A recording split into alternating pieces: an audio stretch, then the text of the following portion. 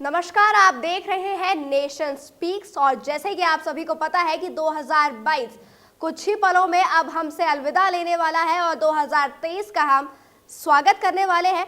तो आज चलिए नजर डालते हैं कि पंजाब में ऐसी कौन सी घटनाएं हुई थी, यानी कि 2022 में कौन कौन सी ऐसी घटनाएं थी जिसने जो है सुर्खियां बटोरी थी। साल 2022 में पंजाब में ऐसे कई घटनाक्रम हुए जिसने पूरे देश को हिला कर रख दिया था।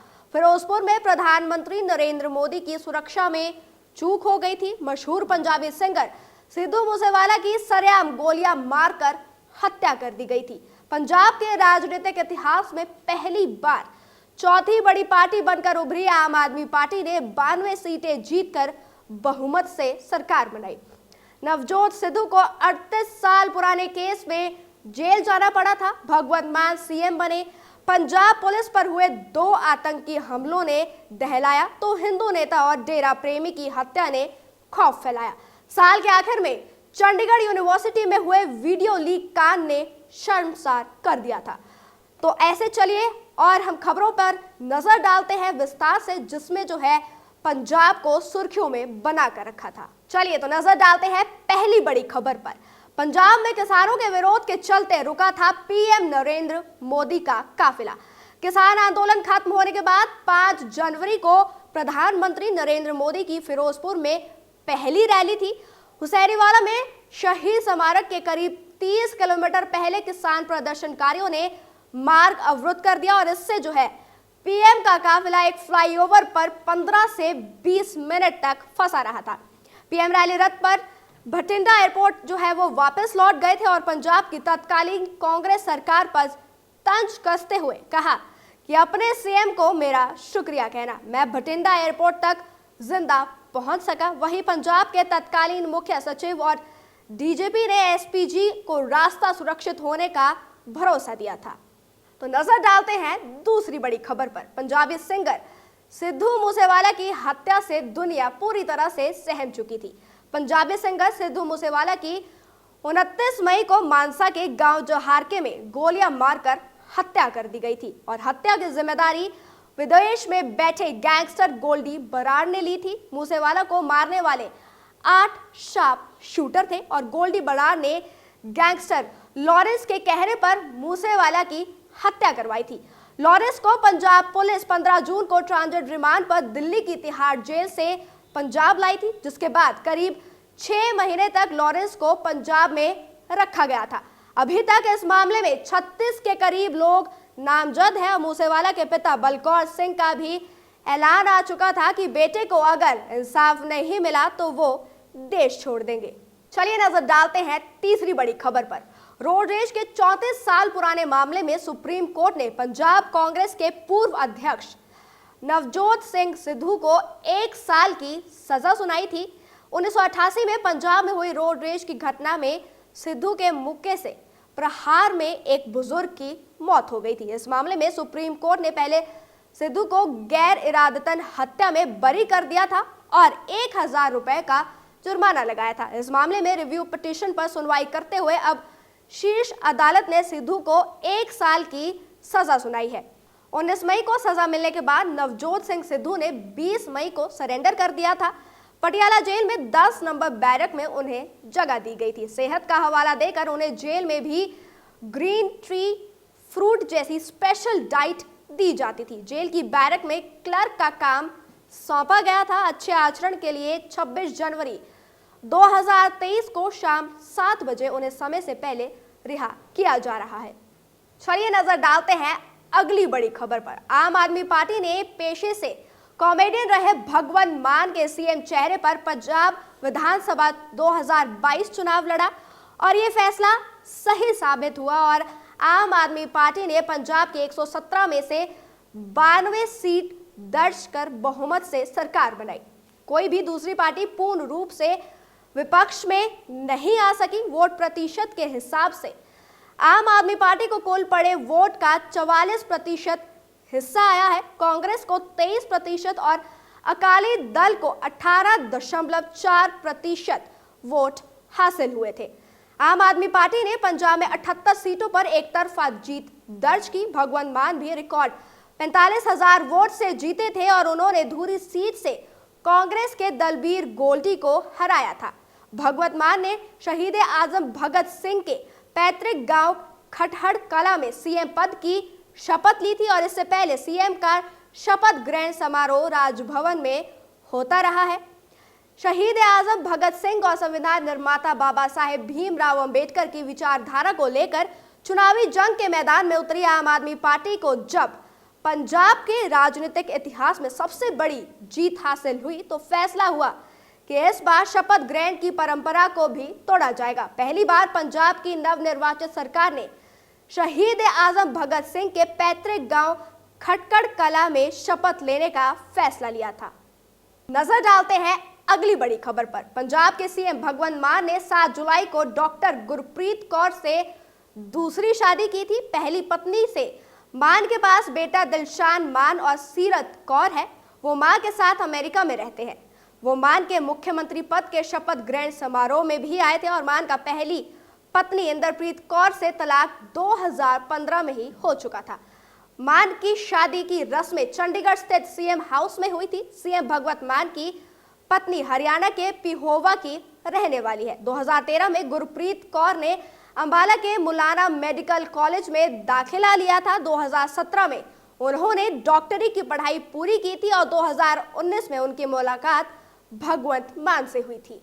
भगवंत मान तब संगरूर के लोकसभा सांसद थे। इसके बाद वो सीएम मान के विशेष कार्यक्रमों में शामिल होती रही। सीएम पद के शपथ ग्रहण समारोह में भी गुरप्रीत कौर मौजूद थी। गुरप्रीत को मां और बहन ने भगवंत मान के लिए चुना था और पहले से गुरप्रीत के परिवार में आना जाना था। नजर डालते हैं अगली बड़ी खबर पर। इस साल हुए विधानसभा के चुनावों में पंजाब राजनीति के बड़े चेहरों को हार का मुंह देखना पड़ा। अमृतसर में अकाली दल के बिक्रम मजीठिया और कांग्रेस नवजोत सिंह सिद्धू आम आदमी पार्टी की उम्मीदवार जीवनजीत कौर से हार गए। पंजाब में 1970 से लेकर 2012 तक 5 बार मुख्यमंत्री रहे प्रकाश सिंह बादल 94 की उम्र में भी चुनावी दंगल में उतरे, लेकिन बदलाव की बयार में पूरी तरह से बह चुके थे। इसी तरह से पंजाब के 2 बार मुख्यमंत्री रहे कैप्टन अमरिंदर सिंह को भी हार का मुंह देखना पड़ा था। कांग्रेस ने अपने शासन के अंतिम समय में 112 दिनों के लिए मुख्यमंत्री बनाए गए चरणजीत सिंह चन्नी को 2 बार विधानसभा क्षेत्रों से मैदान में उतारा था। वे दोनों ही सीटों से हार गए थे। पंजाब के पूर्व उप मुख्यमंत्री और अकाली दल के प्रधान सुखबीर बादल को भी जलालाबाद से आम आदमी पार्टी ने जमीन दिखा दी थी। विधानसभा चुनावों से पहले कांग्रेस में खूब बगावत हुई और चुनावों से पहले कैप्टन अमरिंदर सिंह को कांग्रेस ने मुख्यमंत्री पद से भी हटा दिया था। नवजोत सिंह सिद्धू को पंजाब में पार्टी की कमान थमा दिए जाने पर कांग्रेस पार्टी के भीतर नेता टूटने शुरू हो गए। सबसे पहले कैप्टन अमरिंदर सिंह ने अपनी पंजाब लोक कांग्रेस पार्टी बनाई, लेकिन उसमें दाल न गली तो भाजपा में शामिल हो गए थे। उनकी देखा देखी कैप्टन के खासम खास नेता कांग्रेस के पूर्व प्रधान सुनील जाखड़, पूर्व खेल मंत्री राणा गुरमीत सिंह सोढ़ी, नेता प्रतिपक्ष प्रताप सिंह बाजवा के छोटे भाई फतेह जंग सिंह बाजवा के साथ साथ अमृतसर के पूर्व विधायक राजकुमार वेरका ने भी हाथ का साथ छोड़कर भाजपा का दामन थाम लिया था। चलिए नजर डालते हैं अगली बड़ी खबर पर।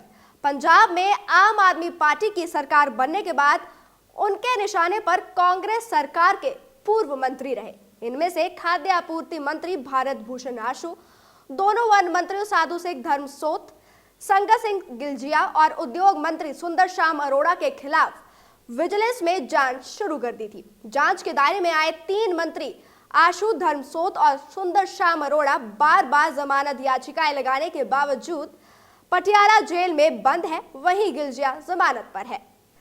सभी पर अपने अपने विभागों में करोड़ों रुपए का हेरफेर करने के आरोप लगे हैं। भारत भूषण आशु पर अनाज की ढुलाई व ट्रांसपोर्टेशन नियम बदलकर 2000 करोड़ घोटाला करने का आरोप है। धर्मसोत पर 500 पेड़ों की कटाई में कमीशन और ट्रांसफर पोस्टिंग में करोड़ों रुपए कमाने के आरोप है। इसी तरह से दूसरे वन मंत्री संगत सिंह गिलजिया ट्री गार्ड खरीद में 6 करोड़ का घोटाला करने का आरोप है। उद्योग मंत्री सुंदर श्याम अरोड़ा पर आय से अधिक संपत्ति की जांच कर रही विजिलेंस के अधिकारियों को 50 लाख रुपए रिश्वत देने का आरोप है। चलिए नजर डालते हैं अगली बड़ी खबर पर। 28 सितंबर को चंडीगढ़ इंटरनेशनल एयरपोर्ट का नाम बदलकर शहीद भगत सिंह इंटरनेशनल एयरपोर्ट किया गया था। एयरपोर्ट का नाम बदलने को लेकर हरियाणा सरकार ने भी सुझाव दिया था। मोहाली में हुए इस नामकरण कार्यक्रम में केंद्रीय वित्त मंत्री निर्मला सीतारमण भी शरीक हुई थी। शहीद भगत सिंह के 115वें जन्मदिन के मौके पर एयरपोर्ट का नाम उनके नाम पर रखा गया था। कार्यक्रम में पंजाब के मुख्यमंत्री भगवंत मान, हरियाणा के डिप्टी सीएम दुष्यंत चौटाला, पंजाब के राज्यपाल बीएल पुरोहित, हरियाणा के राज्यपाल बंडारू दत्तात्रेय, आनंदपुर साहिब से सांसद मनीष तिवारी एवं चंडीगढ़ की सांसद किरण खेर भी पहुंची थी। इस दौरान पंजाब सीएम ने सिविल एविएशन मिनिस्ट्री से मांग की थी कि इस एयरपोर्ट से इंटरनेशनल फ्लाइट्स की संख्या बढ़ाई जाए। चलिए नजर डालते हैं अगली बड़ी खबर पर। चंडीगढ़ नगर निगम के चुनावों में आम आदमी पार्टी ने धमाकेदार जीत दर्ज की थी। कुल 35 सीटों में से पार्टी ने 14 सीटें जीती थी, वहीं बीजेपी को सिर्फ 12 सीटें मिली थी। इसके बावजूद 8 जनवरी को हुए मेयर चुनावों में बीजेपी ने मेयर समेत सीनियर डिप्टी मेयर और डिप्टी मेयर की कुर्सी हासिल कर ली थी। कांग्रेस के 7 पार्षदों और शिरोमणि अकाली दल के इकलौते पार्षद ने वोटिंग में हिस्सा नहीं लिया था। आम आदमी पार्टी ने मेयर चुनावों में बड़ी धांधली का आरोप लगा निगम में जोरदार हंगामा भी किया। बड़ी मुश्किल से बीजेपी पार्षदों और चंडीगढ़ की सांसद किरण खेर सरबजीत कौर ढिल्लों को मेयर की कुर्सी पर बैठा पाई थी। इसके बाद आम आदमी पार्टी ने पंजाब एवं हरियाणा हाई कोर्ट में इलेक्शन पिटीशन भी दायर की थी, जिसमें मेयर चुनाव को रद्द करने की मांग की गई थी। हाई कोर्ट ने नवंबर माह में आम आदमी पार्टी की पिटीशन को रद्द कर दिया गया था। चलिए नजर डालते हैं अगली बड़ी खबर पर। चंडीगढ़ यूनिवर्सिटी में 17 सितंबर को एक एमबीए स्टूडेंट पर हॉस्टल की लड़कियों के नहाते वक्त न्यूड वीडियो बनाने का आरोप लगा था, जिसके बाद यूनिवर्सिटी कैंपस में स्टूडेंट्स का प्रदर्शन भी शुरू हो गया था और 2 दिन तक ये प्रदर्शन चला था। कैंपस में स्टूडेंट्स के प्रदर्शन के बाद छुट्टियों का ऐलान भी कर दिया गया था। मामले में एमबीए स्टूडेंट और शिमला के 2 युवक सनी मेहता और अंकज वर्मा की गिरफ्तारी करते हुए पंजाब पुलिस ने एसआईटी बना दी थी। 24 सितंबर को भारतीय सेना का जवान संजीव सिंह पकड़ा गया था। संजीव सिंह ने रंकज की डीपी व्हाट्सएप पर लगाकर एमबीए स्टूडेंट का दोस्त बताया था, उनकी न्यूड वीडियो मंगवाई और उसी के दम पर उसे ब्लैकमेल कर बाकी गर्ल्स की न्यूड फोटो और वीडियो मांगी थी। बाद में शिमला के दोनों युवकों का कोई रोल सामने नहीं आया और दोनों को जमानत भी मिल गई थी। यह घटना पूरे देश में सोशल मीडिया के जरिए फैल चुकी थी और इस मामले में अभी ट्रायल शुरू होना बाकी है।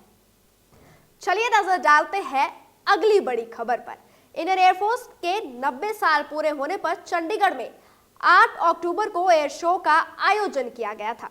सुखना लेक के ऊपर एयरफोर्स के कई फाइटर प्लेन, राफेल, तेजस, सूर्य किरण समेत चिनूक ने लोगों का दिल जीता था। राष्ट्रपति द्रौपदी मुर्मू कार्यक्रम में मुख्य मेहमान के रूप में आई थी और पहली बार चंडीगढ़ में इस सत्र का एयर शो हुआ था। करीब 35,000 लोग इस शो को देखने के लिए सुखना लेक पहुंचे थे। पूरा चंडीगढ़ लड़ाकू विमानों की गड़गड़ाहट से गूंज उठा था। लोग अपने मोबाइल में इन यादगार पलों को कैद करते हुए नजर आए। देशभक्ति के गीतों के बीच एयरफोर्स के पायलट हवा में अपना करतब दिखा रहे थे। तो चलिए, ये थी ऐसी बड़ी घटनाएं जिन्होंने जो है पंजाब को सुर्खियों में लेकर आया था। और अभी के लिए फिलहाल इतना ही, लेकिन जाते जाते आप सभी को नव वर्ष की हार्दिक शुभकामनाएं। और एक और बात आपको मैं याद दिला दूं कि कल जो है यानी कि नए साल के मौके पर नेशन स्पीक्स अपने 4 नए चैनल जो है लॉन्च करने वाला है। तो देखिए ना भूलिएगा नेशन स्पीक्स के 4 नए चैनल यानी कि astro speaks, property speaks, health speaks और मोटिवेशनल स्पीक्स। तब तक के लिए धन्यवाद।